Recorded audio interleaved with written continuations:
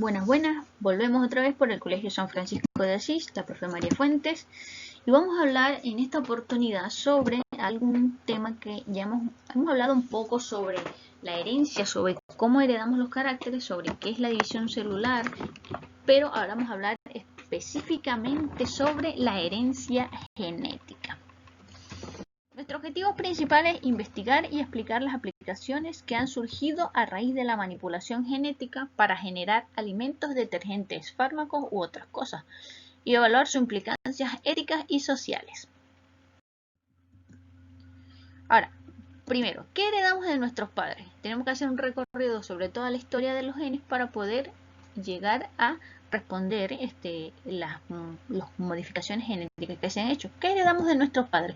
Podemos heredar el color de piel, el color de los ojos, el color del cabello, quizás algunas habilidades físicas, la estatura, podemos heredar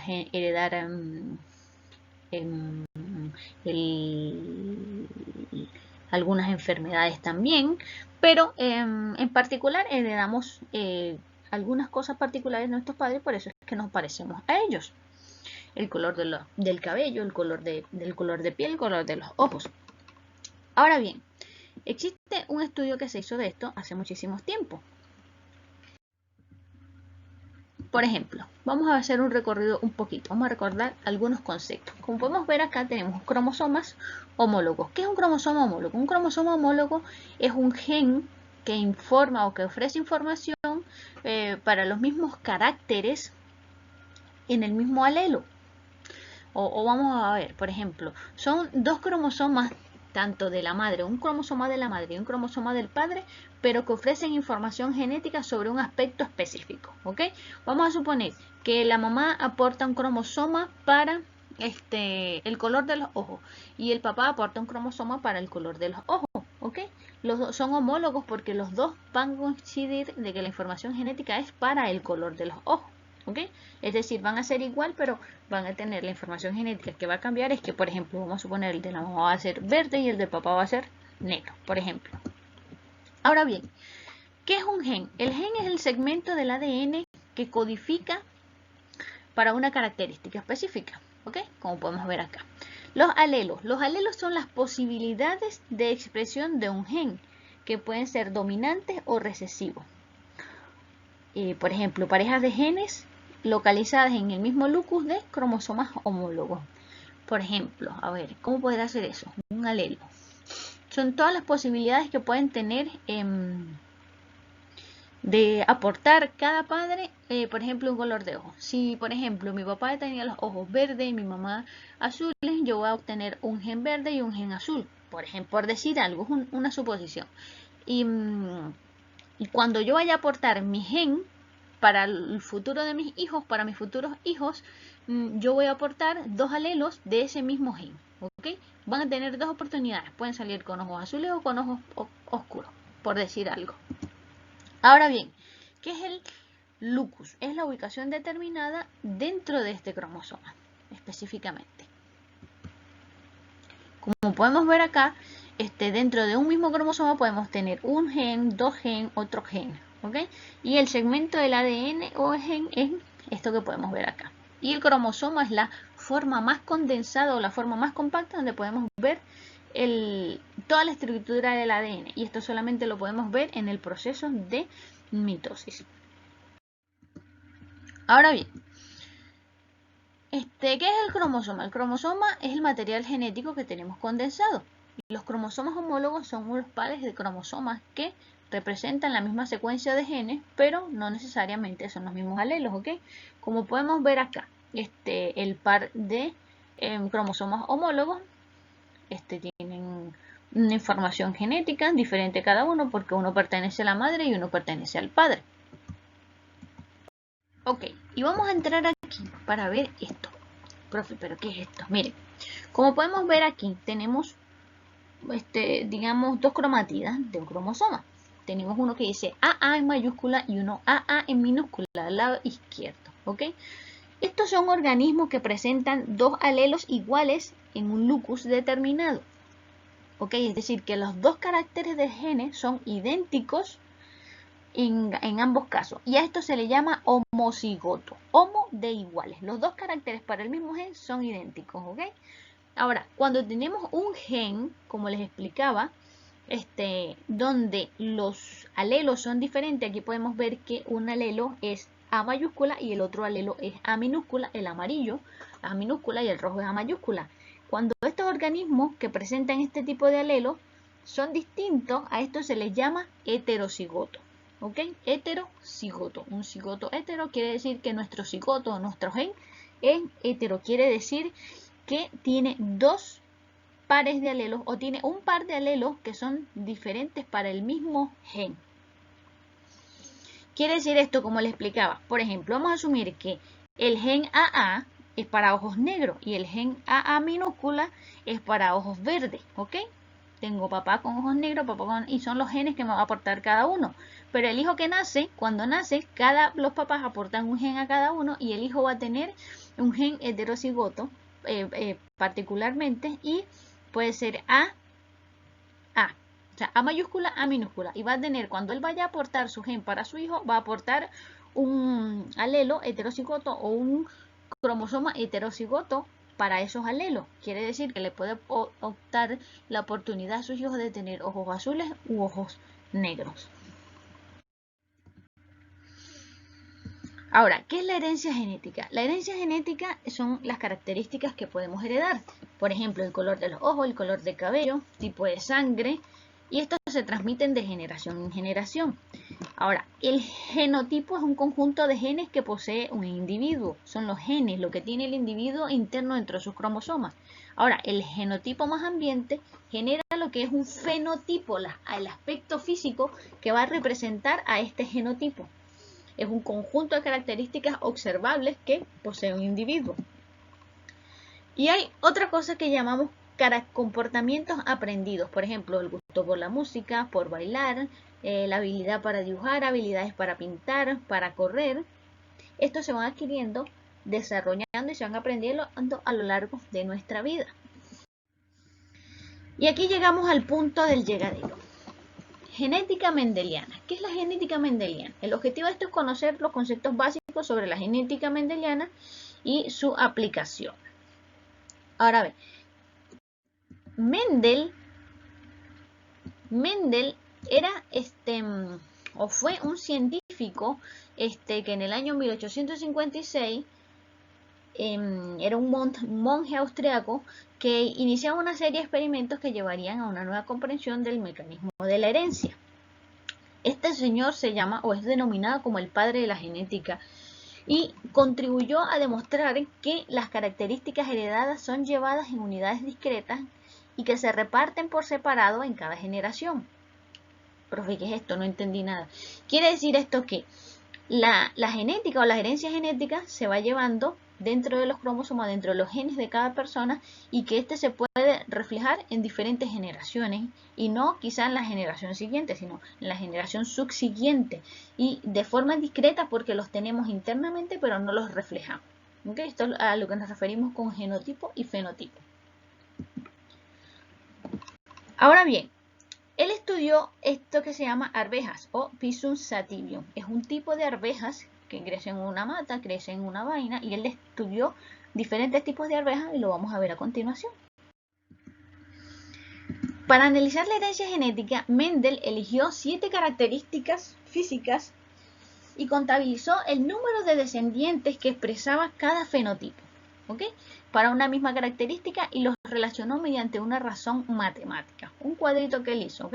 Pero básicamente él escogió 7 características que presentaba por lo menos una de las arvejas. Por ejemplo, vio que era la forma de la semilla, habían semillas redondas y habían semillas rugosas.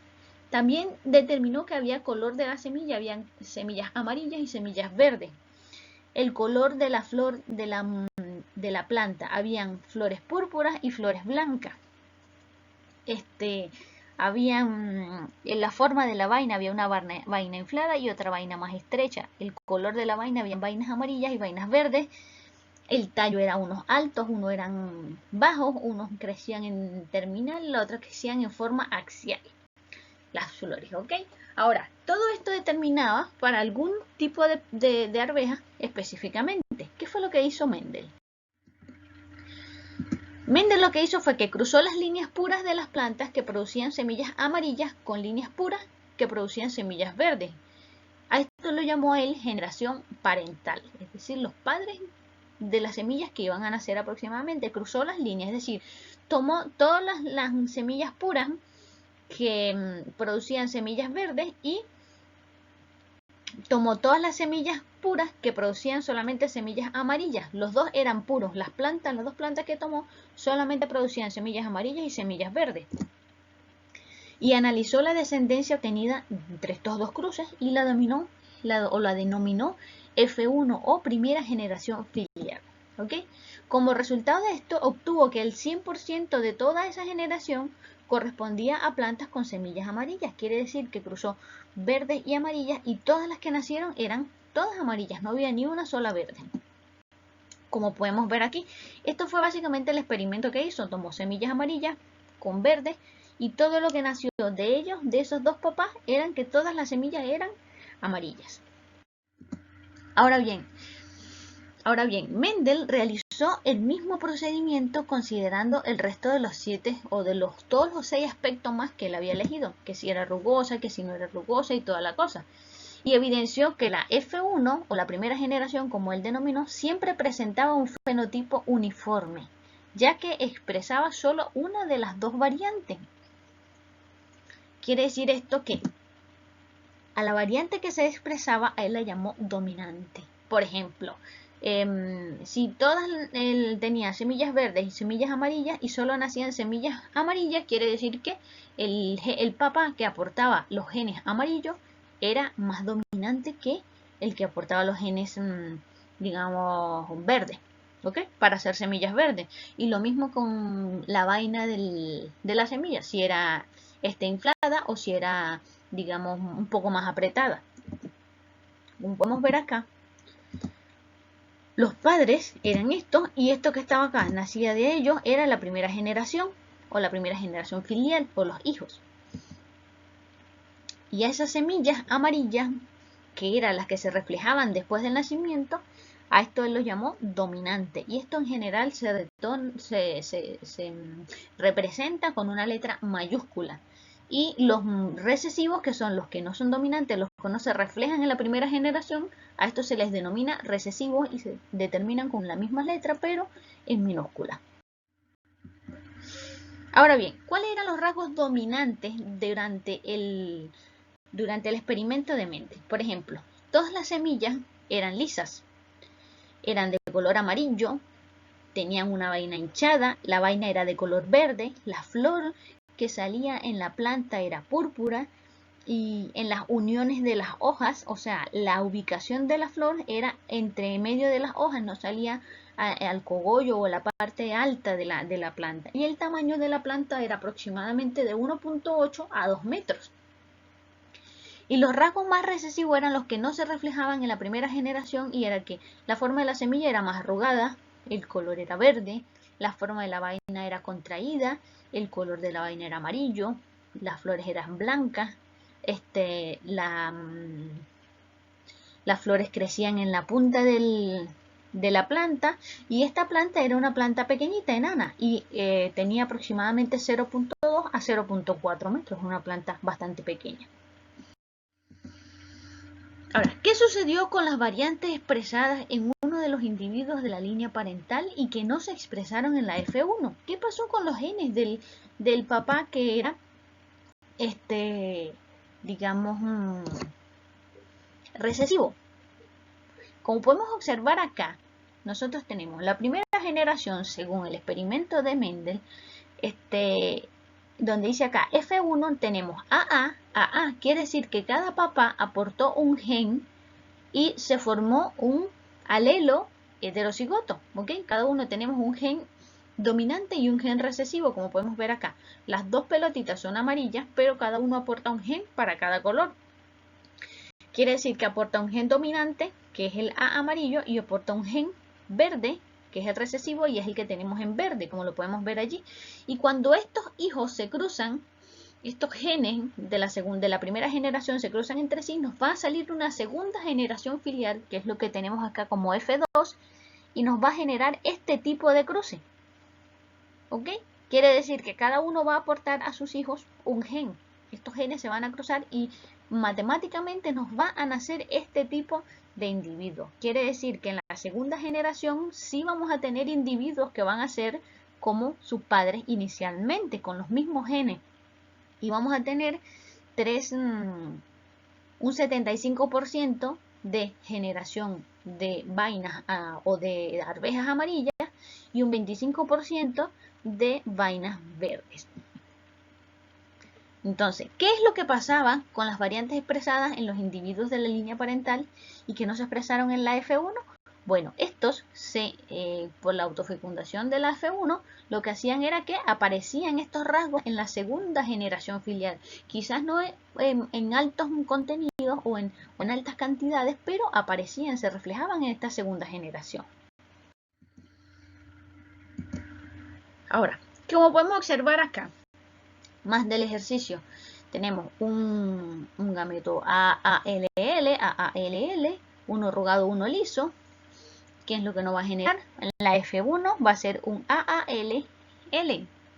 Este va a ser amarillo, va a ser liso. ¿Ok? La primera generación. Ahora, las variantes que no se expresaron en la F1 sí aparecían, pero en la F2. Y a estas variantes que aparecían en la S2, como les dije, Mendel las llamó recesivas. Luego Mendel contabilizó el número de los descendientes y los expresó en una relación matemática, como yo les dije. Quiere decir que es de 3 a 1. ¿Ok? ¿Qué significa que es de 3 a 1? Para todas las dos características estudiadas, o para todas las características que él estudió, las dominantes eran 3 veces más frecuentes que las recesivas. Para todas. Que sí, para ser arrugado, para ser liso, para ser otro, las dominantes, las que se representaban con la letra mayúscula, eran más frecuentes que las recesivas. Eran 3 veces más frecuentes. Quiere decir que iban a salir 3 dominantes y una recesiva. Como podemos observar acá, tenemos dos imágenes. Por ejemplo, la primera imagen, la del lado derecho, nos representa a la primera generación, o sea, a los papás iniciales que Mendel utilizó. Teníamos dos genes con características únicas para cada uno de los genes. Cuando se cruzaron nos crearon en la primera generación individuos heterocigotos, y estos individuos al cruzarse nos van a generar una segunda generación filial, donde en la segunda generación filial vamos a volver a tener una arveja verde. Y Mendel aplicó estas leyes para aplicó las leyes de las probabilidades para poder deducir el comportamiento de los factores hereditarios, y sus leyes son lo que permiten asignar una probabilidad a los distintos fenotipos posibles en un cruce. Es de esta forma que nosotros podemos determinar si, por ejemplo, quizás nosotros sabemos que nuestros abuelos tuvieron ojos verdes. Estamos hablando de ojos verdes porque es lo más atractivo quizás que puedan ver quizás algunas personas. Nuestros abuelos tuvieron ojos verdes, pero quizá la generación, sus hijos, ninguno tuvo ojos verdes porque hubo ese cruzamiento con otras personas que tenían otros genes, y quizá los genes de la otra persona eran dominantes y los de nuestros abuelos eran recesivos. Si sin embargo sus hijos tienen los dos genes, y puede ser que nosotros, dentro de la generación de nosotros, como hijos de nuestros padres, pueda existir algún hermano que tenga esos ojos azules, y si no los tiene nosotros, los va a tener quizás nuestros hijos. ¿Ok? Entonces, de esta manera, estos genes se mantienen escondidos, como dijo Mendel, y pueden aparecer en las siguientes generaciones. Y de esta forma también se pueden determinar algunas enfermedades que dicen que cada 3 generaciones se refleja esta enfermedad. Es decir, tenemos el gen, somos portadores de este gen, pero no desarrollamos la enfermedad en nuestro cuerpo, y por ende, quizás nuestros hijos son los que van a sufrir esa enfermedad, porque va a tener el doble de, digamos, de este gen, ¿ok? Y va a ser desarrollado. Como podemos ver acá el ejemplo, el resultado de la generación 1 o la de la F1, el genotipo, es decir, el color, era 100% AA. Todos eran idénticos, AA. Cada padre aportaba un gen A, una mayúscula y una minúscula. y eran 100% heterocigotos. Y su fenotipo era 100% amarillos todos. Ahora, en la segunda generación filial, nuestro F2, nuestro resultado fue que el genotipo era 50% las letras A mayúscula con A minúscula, es decir, teníamos 2 con esos genes, es decir, heterocigoto. Teníamos un 25% de gen 100% dominante AA, 2A mayúsculas, a estos llamados homocigotos dominantes. Y teníamos un 25% de AA, es decir, homocigotos pero recesivos. Quiere decir que en este caso nuestra relación era 1, 2, 1 y nuestro fenotipo era 75% amarillo y un 25% verde, es decir, que cumplía con la ley de Mendel que decía que era un porcentaje de 3 a 1, es decir, que las características más dominantes, es decir, en este caso la amarilla, iba a aparecer 3 veces más, ¿ok? Eran 3 a 1, tenemos 3 amarillas y una verde. Ahora, cuando un organismo tiene 2 copias del mismo alelo, como podemos ver acá, YY, 2 copias del mismo alelo, YY o II minúscula, se dice que es homocigoto para este gen. Sin embargo, si tiene una copia diferente, una mayúscula y una minúscula, podemos decir que es heterocigoto, ¿ok? Como podemos ver acá. Acá tenemos un homocigoto y acá tenemos un heterocigoto. El fenotipo también puede verse afectado por el ambiente en muchos casos reales, aunque esto no tuvo ningún impacto sobre los trabajos que hizo Mendel. Ahora, ley de la segregación o primera ley de Mendel dice que los pares de genes de cromosomas homólogos se separan durante la formación de los gametos. De esta forma, cada gameto recibe un solo alelo de cada par de genes del organismo. Cuando un organismo hace gametos, cada gameto recibe solo una copia del gen que es seleccionada al azar. Y para predecir y estudiar los patrones de herencia se utilizan los cuadros de Punnett, que son este cuadrito que tenemos acá y lo vamos a trabajar más adelante, pero durante las clases, ¿ok? Durante las clases virtuales vamos a trabajar los ejercicios de cálculo de leyes de Mendel. Ahora, acá debemos tener, por ejemplo, tenemos P, dice amarillo, verde y gametos. Los gametos son los genes que aporta cada uno. El amarillo aporta una I mayúscula y el verde aporta una I minúscula. Y nuestra primera generación filial va a tener una I mayúscula y una I minúscula dentro de su herencia. Cada padre homocigoto en la generación principal o parental produce solo un tipo de gameto. Ahora, en la F1, la descendencia heterocigota de la F1 produce 2 tipos de gametos, es decir, esta F1 va a aportar un gameto dominante y un gameto recesivo. Y los hijos de la F2 van a hacer la autopolinización de la descendencia de la F1, produce descendencias F2 con una relación de 3 a 1 de semillas amarillas y semillas verdes. Seguimos con el mismo ejemplo para poder interpretar o comprender todas estas relaciones. Y de esta manera, lo que tenemos donde dice F2 es el cuadro de Punnett, ¿ok? Este cuadro es lo que hace, ponemos Y por Y nos da YY mayúscula, Y verde minúscula con Y mayúscula amarilla nos da YY y esto va a ser amarillo porque va a ser recesivo. Ahora, el Y mayúsculo con Y minúscula nos da 2Y, una Y mayúscula y una Y minúscula, nos da también de color amarillo y cuando multiplicamos las dos verdes nos va a dar 2 verdes, ¿ok? Ahora, las relaciones son las que tenemos acá abajo, las habíamos ya comentado en el apartado anterior. Ahora, puede utilizarse este cuadrito para predecir los genotipos y las combinaciones de los alelos y los fenotipos que van a presentar los individuos. Podemos hacerlo con cualquier tipo. Podemos hacerlos con plantas, con animales, con perritos, con gatos, para así definir cómo van a ser o cómo van a heredar los caracteres de los padres estos animalitos. Y acá tenemos otros ejemplos para determinar cómo podría utilizarse el cuadro de Punnett. Y tenemos diferentes ejercicios, pero en todos nos va a dar siempre el mismo resultado, un 3 a 1, ¿ok? Ahora, el genotipo homocigoto, vamos a definir el genotipo homocigoto, también llamado línea pura, presenta 2 alelos que presentan un mismo fenotipo, ya sea dominante o recesivo. Ahora, el genotipo Homocigoto es este que tenemos acá. Dominante se representa con 2 letras mayúsculas, por ejemplo, AA. ¿Okay? Tenemos también el otro genotipo que se llama genotipo homocigoto recesivo y se representa con 2 letras minúsculas, por ejemplo, 2A minúscula. Ahora, si una planta homocigota de tallo alto, como tenemos AA, se cruza con una planta homocigota de tallo enano, AA, sabiendo que el tallo alto es dominante y el tallo enano es recesivo, ¿cómo serán los genotipos y los fenotipos de la F1 y de la F2? ¿Qué es lo que va a pasar? Acá tenemos un ejercicio sencillo.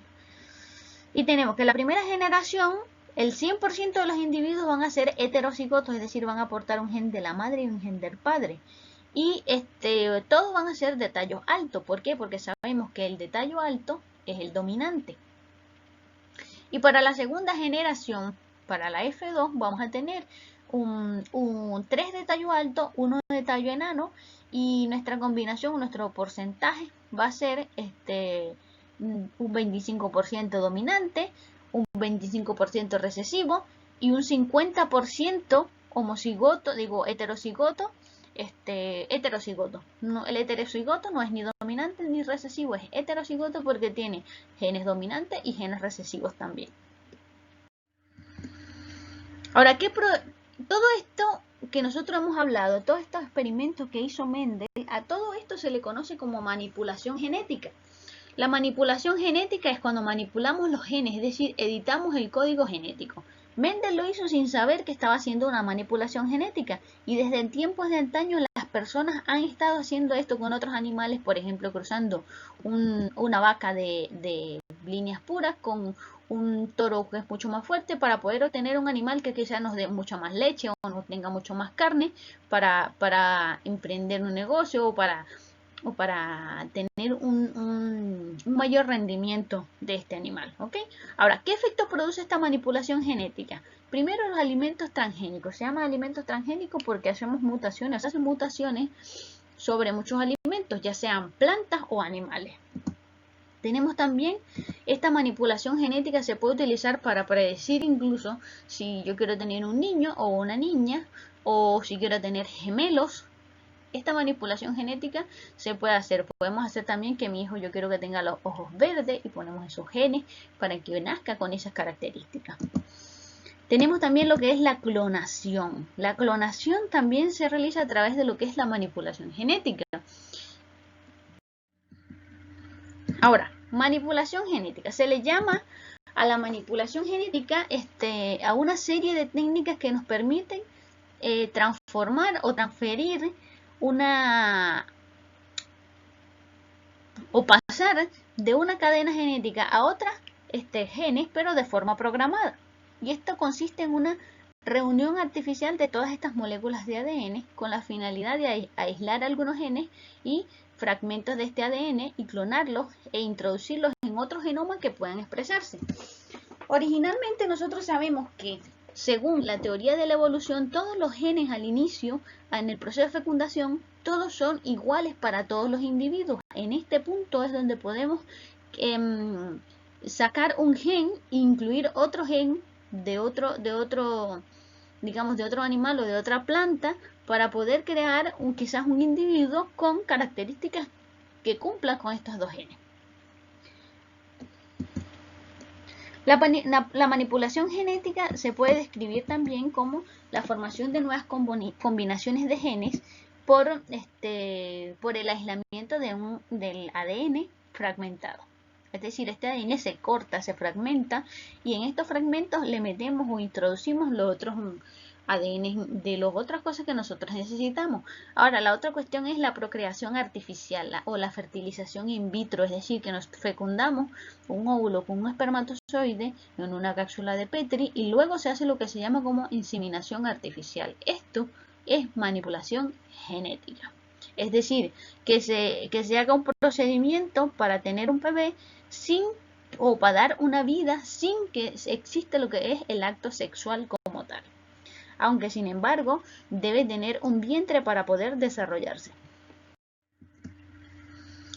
Ahora, ¿qué son los alimentos transgénicos? transgénicos. Los alimentos transgénicos, ya sean para consumo humano o para consumo animal, provienen de las plantas y de algunos animales que han sido cultivados o criados para este fin.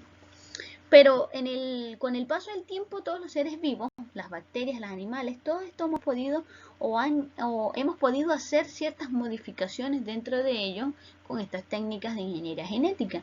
Y lo que presenta características más favorables son los seleccionados para dar una siguiente generación y así mejorar la especie. Por ejemplo, algunos microorganismos han sido genéticamente modificados para producir nuevos productos. O nuevos productos farmacéuticos también. De este mismo modo, lo han explicado o se han aplicado en las plantas para desarrollar resistencia a algunas plagas que se comen las plantas, y lo han hecho también para que los animales resistan ciertas enfermedades. Por ejemplo, las vacunas que nos colocamos son anticuerpos que nos nos inyectan un virus en una dosis baja y nosotros desarrollamos anticuerpos para ese virus, y por ende en un momento cuando nos podamos enfermar de eso, ya eso no nos va a dar de esta manera. Ahora, también existen ciertas mutaciones, como por ejemplo para crear una variedad de especies distintos y para que crezcan y se reproduzcan mucho más rápido. Según este principio biológico, como dijimos hace rato, según la teoría evolutiva, todos en la Tierra, o todos tenemos ese gen común. Y en este principio de fecundación podemos extraer ese gen. Ahora, el núcleo de todas las células que tienen, o de cualquier célula, cualquiera que sea su origen, ya sea animal o ya sea vegetal, dentro de esta célula está contenida la información genética. Y para desarrollarse y para crecer y para poder envejecer, y por último para que muera ese individuo. Desde este principio, o por medio de este principio, se puede decir que si se extrae un gen, ya sea de una planta, y se logra introducirlo en el núcleo de otra célula de otra planta, lo que va a aparecer como una proteína de la planta de origen, y lo va a reconocer como bueno. Y no solo se puede transferir un gen a una planta, sino que también podemos transferir un gen de una bacteria y puede transferirse a una planta, y también puede sacar un gen de un animal o del hombre y transferirlo a una planta también.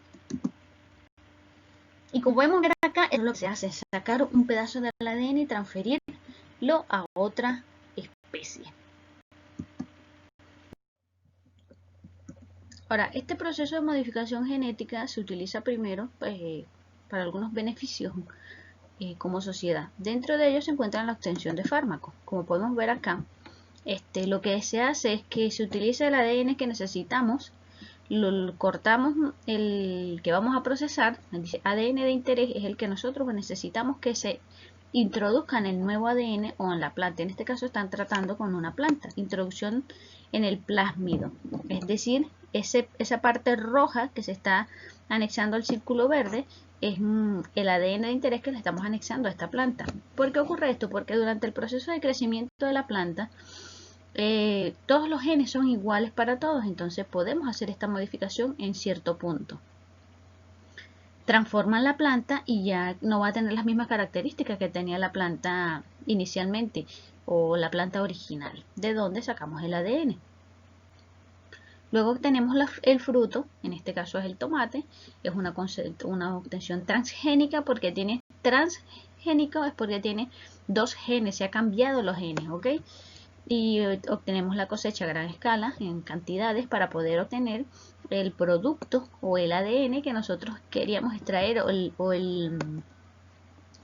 digamos el compuesto que nos va a producir esa nueva planta, y lo vamos a utilizar en la formulación pues de nuevos fármacos. Esto ocurre no solo con una planta de tomate, sino con cualquier planta que nos vaya a beneficiar o nos vaya a dar como producto la obtención de ese compuesto que nosotros necesitamos para un determinado medicamento.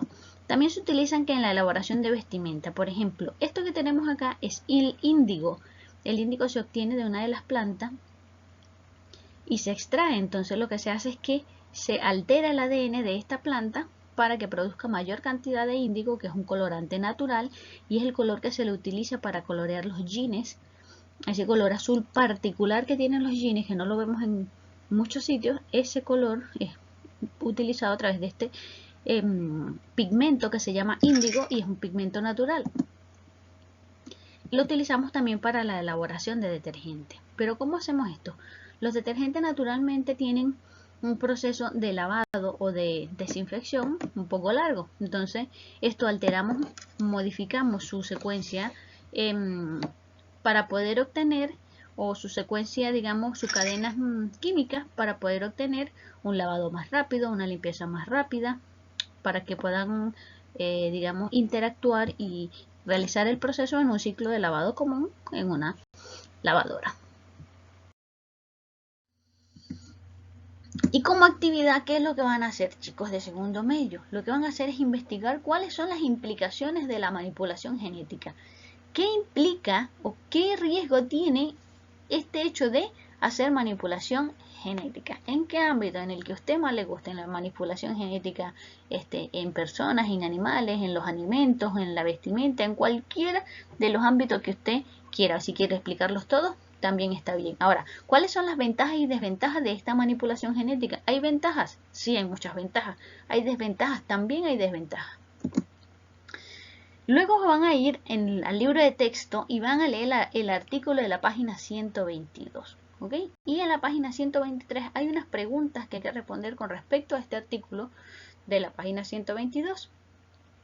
Las van a escribir en sus cuadernos, me van a enviar las fotos al correo electrónico, pero también durante la clase online vamos a comentar estas preguntas y vamos a leer este artículo y lo vamos a comentar para obtener un poco más información acerca de la manipulación genética y de las implicaciones que esta conlleva.